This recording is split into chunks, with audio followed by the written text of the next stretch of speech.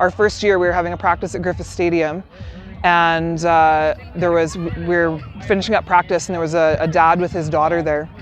And I remember him going over to his daughter, and he said, you know, Daddy made a mistake, and he wants to tell you, like, remember when I told you that only boys play football and I've never seen girls play football? Like, girls play football now, and I didn't know that. And so that was kind of like the start of this big thing. And it's not now when I tell people, oh, I coach football or I played football, they're like, oh yeah, I've heard of the Valkyries, or I know what that is. And it's not so surprising anymore. So I grew up around football, watching my brothers play and watching my husband play in the hilltops and things like that. And so I'd always loved football, and so I thought, I'll give this a try. So went out to a practice. Jeff Yowzy was our head coach at the time, and he had a bunch of like random football equipment in his truck, and I was standing around watching a practice, and he was like, hey, do you want to play? And I was like, sure. And so he gave me equipment, and that's how I started. I played offensive line. I've coached a little bit of offensive line, and then I moved over to the other side of the ball, and I've coached defensive line for several years now. Ready, set, hit. Yeah, good. That's 3, right? Okay, so I played flag football growing up, and I loved the game. I loved the strategy of it. I loved the team aspect of it. And then it was actually Marcy Halseth, our offensive coordinator, that kind of convinced me to come out and try it.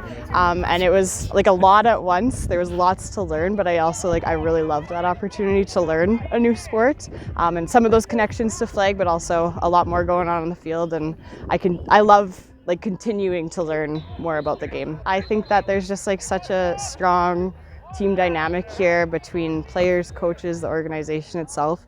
I also love the drive that this team has, and I like being part of that. I do really think that everyone here is ready to work hard. They're ready to support each other. Women's sport is something that is growing. There's no doubt about that.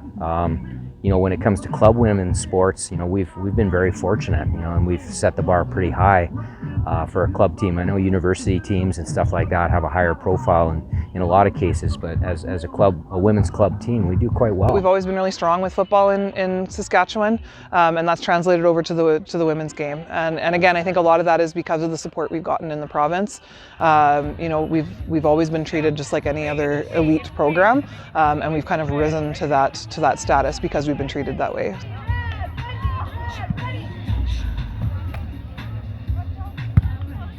There's been a huge evolution since the beginning. I mean, our first few years we had a lot of fun, but we really didn't really know what we were doing when we first started.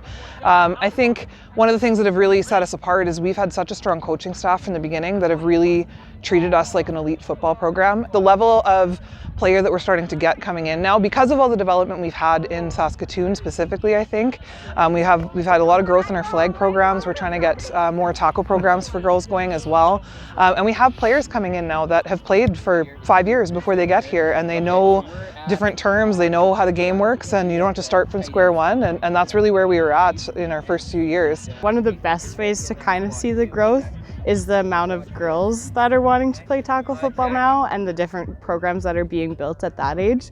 And I think that's been something that they've seen women playing. And then there's the opportunities to play at a younger and younger age now, and I think that's the influence of the WWCFL. And just the competitive level continues to get better and better. Their football IQ is very high, and I'm someone who's coached for many years and coached high school and stuff, and some of our players on this team I've asked to help coach in high school because they're just excellent coaches, and people see that now, and I think it's something that's going to happen more and more. We get someone on side and we're on purpose kicking it to the sidelines, we're going to recover that, okay? I think that the Saskatoon Valkyries are more well-known and more respected, and people really understand the level of play that we are at within Saskatoon, which is really exciting to see. And I think the more that we're out in the community and representing that, and the more we're getting people out to our games, the more people get to see that, and they're not going to be as shocked to hear it. My first sport when I first played was hockey.